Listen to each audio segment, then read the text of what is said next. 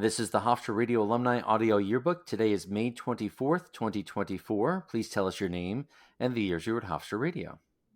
Hello, my name is Deja Gross, and I was a member of Hofstra's radio station from 2020 to 2021. Okay. Thank you so much for coming and joining us and sharing your stories today. What shows and programs did you work on at the station? So I had the opportunity to work on Newsline throughout my entire time at WRHU. Okay. Did you work on any of the music shows or weekend programs? No, I actually did not work on those. So you were focused on news. Yes, so news, to go into my positions a little bit, if that's okay, I started as a business and entertainment reporter. And then I later became an associate producer and anchor, and then later became recruitment chair. Okay. All right. I see. When you were on the air, did you use your own name? Did you have any nicknames or personas? No nicknames, but now that I think about it, I could have. But no, if I just went by Deja Okay. Gross. Okay, very good. So I like to go back to the beginning of people's times at the station and ask, what is it that brought you to the station? And then if you could describe sort of what the station was like for those of us who weren't there at the same time. Do you remember meeting particular people? Do you remember what the station looked like? What was your experience when you first showed up? Well, when I first showed up, I was honestly amazed. Hmm. Just to see how much hands-on experience students would get from the radio station, just seeing the studio, just seeing our conference room area. I was just amazed at it. So I knew I wanted to get that experience, and I heard about WRHU actually when I was in high school, and I attended a career fair, and a representative for the school mentioned the radio station, touting just all of the things that students have done, who they've interviewed, and just their success going from the station. So I knew that I wanted to be a part of it. Also, just hearing of all the awards the station has won. Also, a friend of mine at the time, Stephanie Bongiorno, spoke highly about it, and she was heavily involved. So that's kind of sparked my interest as well. Wow. So this was just a regular college fair that there was a representative from the university. It wasn't someone specifically from the radio station. Right. It was just someone from the university, but they spoke very highly about it. And I, again, I think my graduating class, there were a lot of people that were a part of the radio station or had some involvement in the School of Com. So I always heard about WRHU no matter what. Right. So I wanted to be a part of it. And I just, I appreciate all of my professors. I learned a lot in the classroom, but I was really hungry to get that hands-on experience. Wow. I find it so interesting in looking at the journey of the radio station in relationship to the university. And there were times back in the 1960s when the university tried to close down the radio station and various other ways that the university either did or didn't support the radio station. And when I came, I was aware of the radio station. Before I came to Hofstra because I knew people who worked there. But in terms of the university itself saying, "Hey, we've got this amazing resource," I think that definitely changed over time, and it makes me very glad to hear that representatives from the university are going out now and telling high school kids and other possible students, "Hey, we've got this thing that's pretty great." So that's really nice to hear. And I guess to sort of follow up on that, when you heard about this, did you have any idea what a college radio station would look like or be like, or was this just sort of, oh, it sounds interesting? I honestly had no idea what it would be like. Um, I Yeah, I didn't know what to expect, but going in, when I saw everything, I'm like, wow, where you all are operating like you know, like a big news or broadcasting or radio station. Like this is actually the boards, the mics, just how our studio was set up. I was impressed. So I'm like, okay, I for sure know that I'm getting real world experience if I join this radio station. Wow, wow, very cool. So were you thinking of studying journalism or broadcasting? What was your major when you came to the university? Yes, it was journalism. But I have a interesting story into journalism. I was a dancer my entire life, and dance was my minor at one point at Hmm. Hofstra. But I actually switched it over my last year to sociology. And I danced my whole life. I always been an arts kid, so drawing, writing, dancing, singing, all of that sparked my interest. However, I really enjoyed writing a lot, and my mom noticed it, and she also noticed like that I spoke very well when I was asked to do public speaking, and she was like, "Deja, I think you should think about journalism." And in high school, I actually joined my school's newspaper, so I wrote for them a little bit, but I noticed that print wasn't what I really wanted to do. So Hmm. I noticed that maybe I should look into broadcast journalism. And at that point, my mom just knew that there was something in me. I watched news a lot. I grew up watching WJZ growing up in Baltimore with my grandmother. I loved Oprah growing up as well. Hmm. So it was something that I was interested in, but I wasn't sure if I had the confidence for it. And looking at WRHU, I'm like, okay, well, this is radio, so I'm not on camera. So maybe I could like try it out. Like, let's just see. But I think doing radio builds my confidence a lot to be able to go into broadcast journalism and being on camera. Like I had it in me. I just had to have the confidence to believe in myself to do it. And my mom kind of brought that out of me. Oh wow, that's great. That's great to hear. And being a dancer, being someone, I'm sure you did plenty of recitals and possibly competitions too, and things like that. You were on stage, and it's you, and that's a tough place to be. So I imagine you have to draw on that sort of level of confidence and performance to go to that next level, and like you say, combine different skills. Yes. And some people are like, okay, well wait, you were a dancer, you performed in front of people, you competed. So how are you nervous to talk in front of the camera? But Hmm. it's there's criticism, and I mean there's criticism when dancing, but it's on a higher scale when it comes to journalism. And on top of that, again, it is so much into being a reporter. So I really believe that I gained my confidence in WRHU. And I stepped out and I've joined like Hofstra today where I was on camera. And I think also just basic traits about me. I enjoy helping people. I love helping my community in any way that I can. Speaking to people, I feel like I'm that person, that friend that people come to when they need advice, or people just walk up to me and tell me things that I didn't ask, Hmm. or they just feel comfortable telling me their life. So, I was like, okay, maybe this is my calling, maybe, and I enjoy storytelling. So I kind of think it was my calling, but I didn't realize it until maybe about high school that this was what I wanted to do. Wow, so interesting. And to double back to your point about, well, you're on stage, why aren't you confident? They're different skills, they're different Mhm. experiences. I mean, my mother was a dance teacher. She had her own school. She danced at Brooklyn Academy of Music. She could do that. But public speaking, she was not really interested in. She didn't want to get on the microphone, and she did it to thank the parents and so forth to coming to the recitals, but that wasn't the part that she wanted. And it's hard for people to go, well, why are they different, or how are they different? But clearly you found a way to marry the two. Yes. And they've helped me blossom. Even I was also a part of the Black Student Union as well, one of the organizations I was part of while I was at Hofstra. And I hosted one of our talent like shows that we have every Hmm. year with his name is Zoe. He's from one of the popular shows called Wilding Out.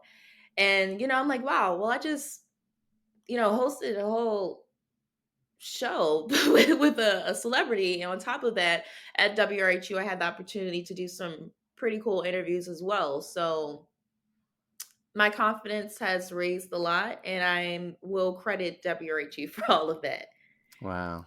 Wow. Very cool. So I want to go again back to the beginning of your time starting at the station. You must have gone through an interview and training class program. Do you remember anything about that?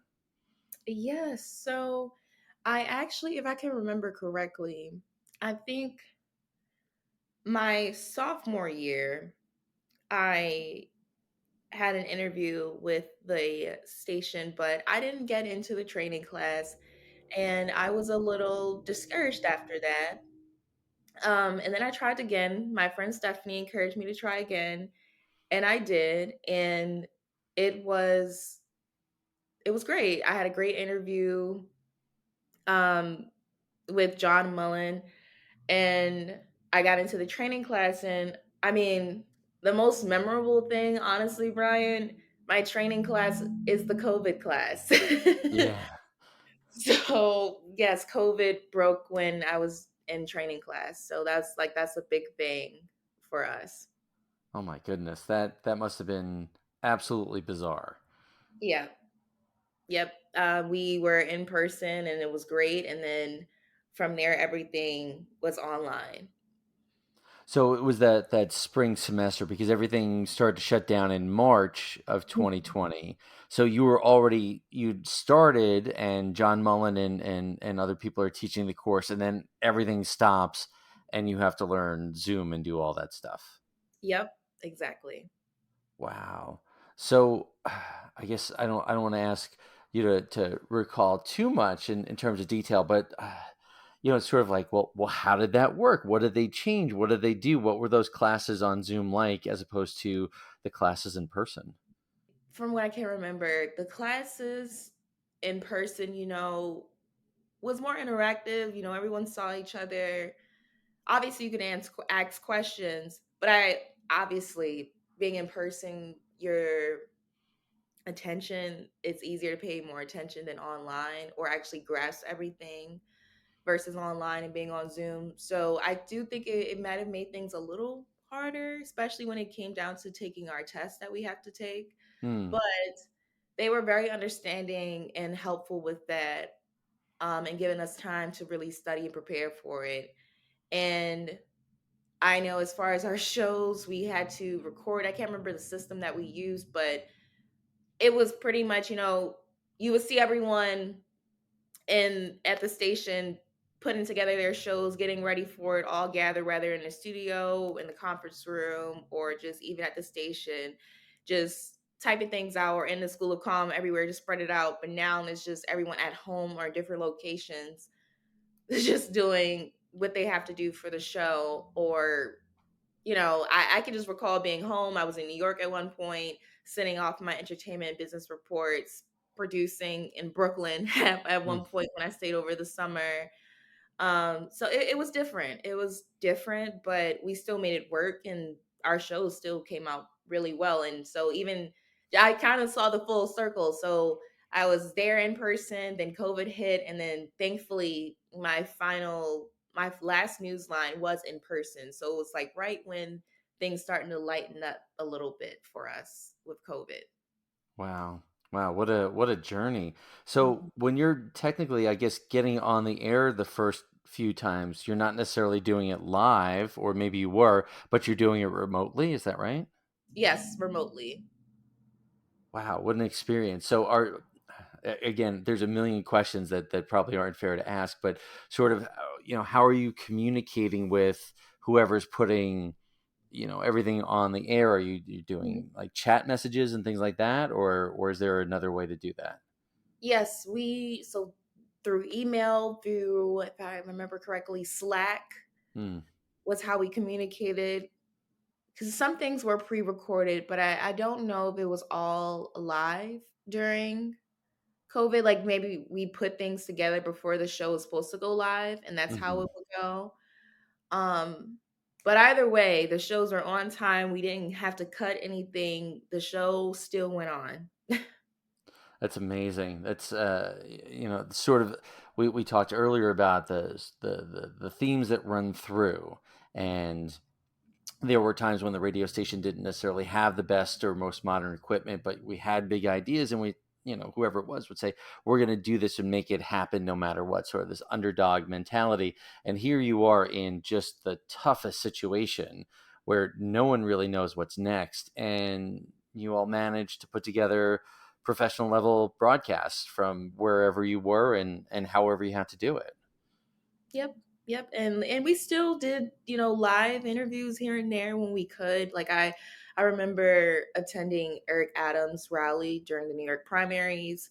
We interviewed Laura Curran when she was Nassau County executive at the time. So we still did some really good interviews and things for the station. It's just, obviously we had to isolate ourselves a little bit and be precautious during that time. Wow. So you mentioned John Mullen earlier as being teaching the class. Who else was teaching or giving you advice during that time period? So John Mullen, Bruce, rest his soul. Bruce Avery, he Mm. was also a great mentor to the class. And then we had some veterans. So like Kate O'Brien was our news director. Um, Eli, I had Katie Egan.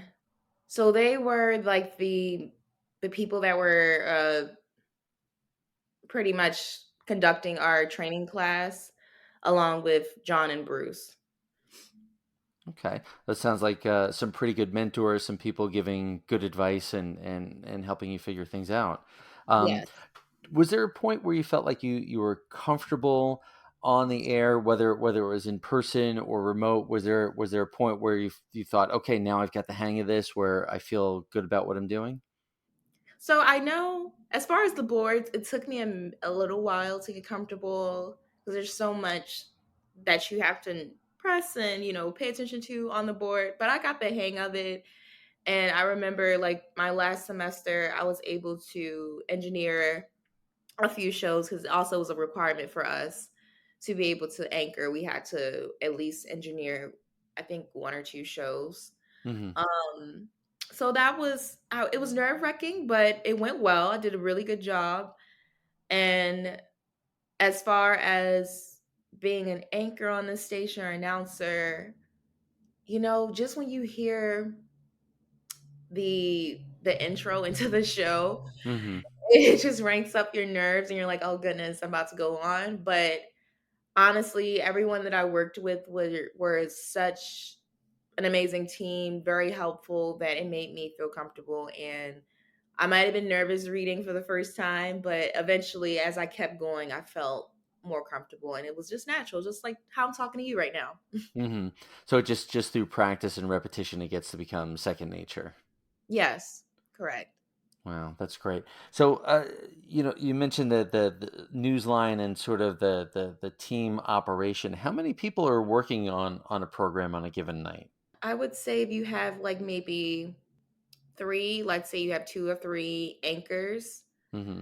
So there you go. You have your engineer, you have your business and entertainment reporter, then you have sports, then you may have a specialty report.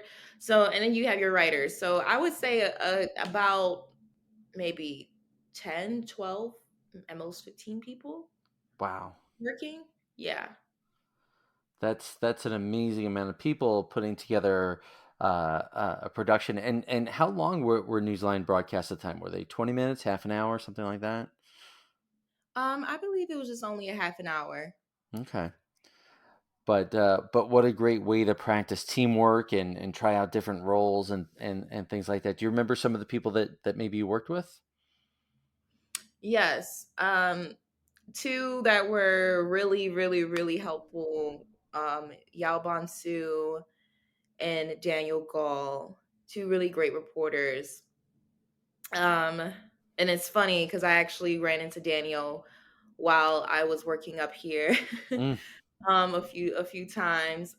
Again, Yao Bonsu, very talented reporter. He's actually just graduated from Hofstra and will be going to Grand Rapids, Michigan. Um, Katie Kate O'Brien was an amazing news director, gave me a lot of grace, was very helpful. Um, Justine Brackenridge, I enjoyed working with her, Athena Dawson, Frank Shields. Um, I mean, it's so many people, Jair Brooks Davis, Amelia Sack, um, Tyler. It's so many, like pretty much Hmm. everyone that was either with my class or graduated maybe a year or two after me. It's funny if I could say this really quick. Crystal Bermudez was also one of the anchors for WRHU. Her and I worked at the station together. However, we were not in the same friend groups or social groups, I guess, while we were at the station, but we knew of each other. And Crystal just recently graduated from Hofstra last year and got a job at WENY, which is the other station here in Elmira. And she reached out to me and she wanted to know, like, if I could give her a tour of some places around. I said, of course. I told her congratulations as well when I saw that she graduated. And to make a long story short, after me showing her around everything, me and Crystal is one of my closest friends here. Even though we worked at WRHU together, um, ultimately Elmira bringing us together brought us closer. So now she's one of my really good friends. But yeah. Wow, that's pretty amazing, and that commonality, that common experience. Again, even if you're not there at the same moment or the same time, there's things that bring you together. And I guess that sort of leads me nicely into my next question. And again, it's a little bit particular for you because one, you started at the station a little bit later. You didn't start as a freshman, and then as you're getting involved, COVID hits. And one of the questions I like to ask is, when did you feel comfortable socially at the station? When did you feel like you fit in or that you like to spend time there? But that sort of gets thrown off because of your unique circumstances. So I don't know if it's fair to ask that, but did you feel like people were welcoming, that they were encouraging? Yeah, I think everyone was still welcoming and encouraging. Like, obviously, this COVID, it's this big thing and everyone's getting sick. But I don't think, or I didn't feel at least like scared to be in the studio or anything. We wiped everything down. It was we were very limited on who would be inside the studio when we were recording. Hmm. So it wouldn't be that many people, maybe 3 people max could be in there. So I believe the producer would be outside, but you would have your maybe 2 anchors inside and then your engineer. And then, like, if someone is coming in to do a report, they would come in or report it from another part of the studio and just send it in. But that's kind of how we did it. So we wouldn't be, packed in the small studio. We would be spaced out. Social Hmm. distancing is what it was. Yes. Yeah, yeah, it's not that long ago, and it seems so really terribly long ago. But I guess sort of to follow that up, do you feel like you missed out on sort of maybe those social interactions, like you said, maybe you didn't get to interact with people quite as much? Do you feel like you missed out on some opportunities? I think maybe maybe so.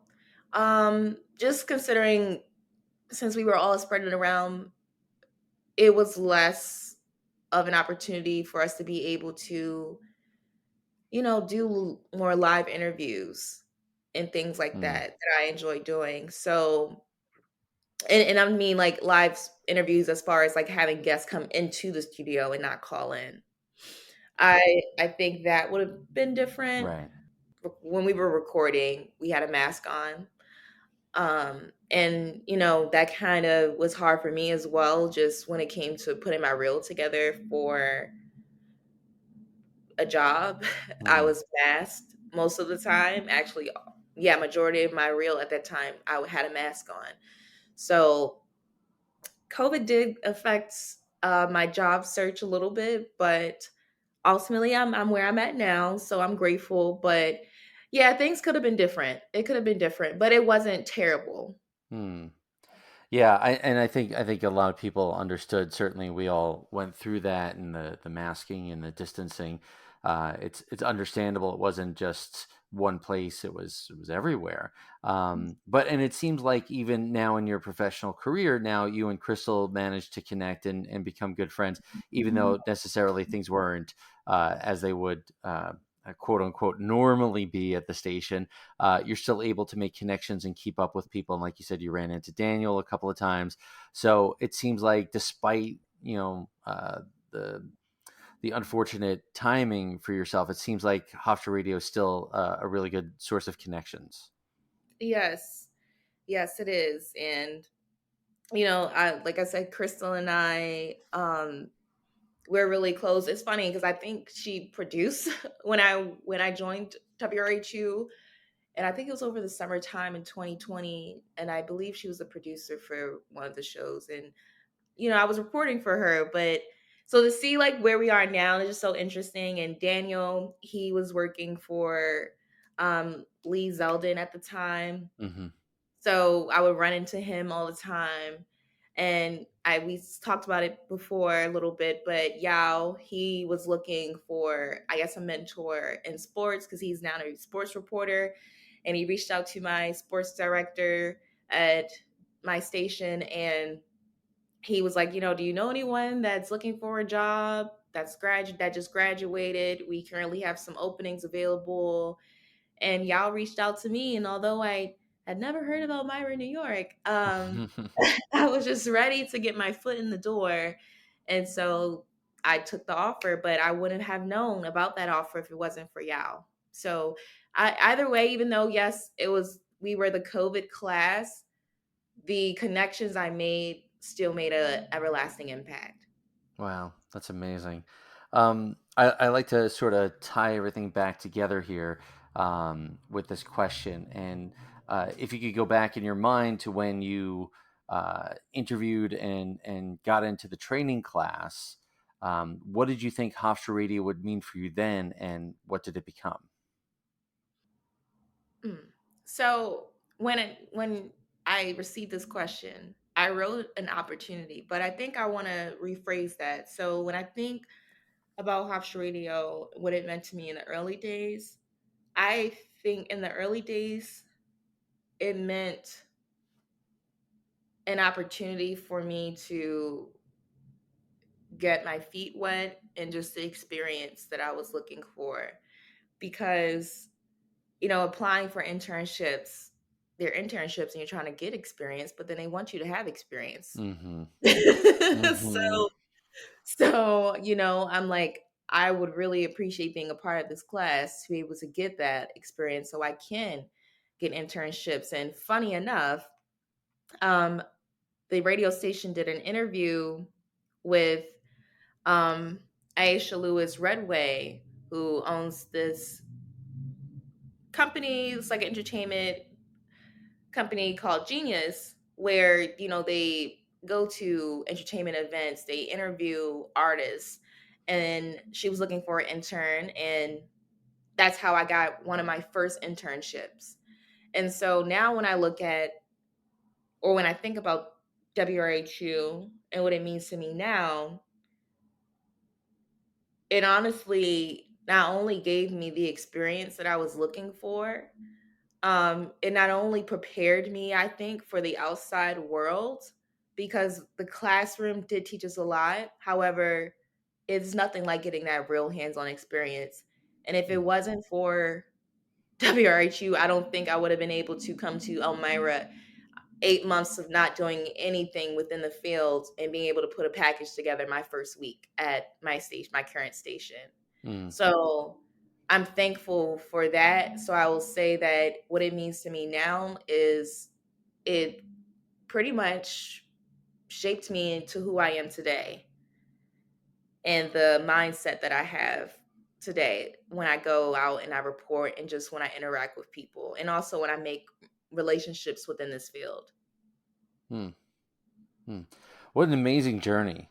Thank you for sharing this. This is just absolutely entertaining and really given me a glimpse into, that period of time that we all struggled through. But you came out with so much uh, experience and opportunity. So I'm really grateful for your stories, and I have more questions, and hopefully you have some more stories. We can do this again.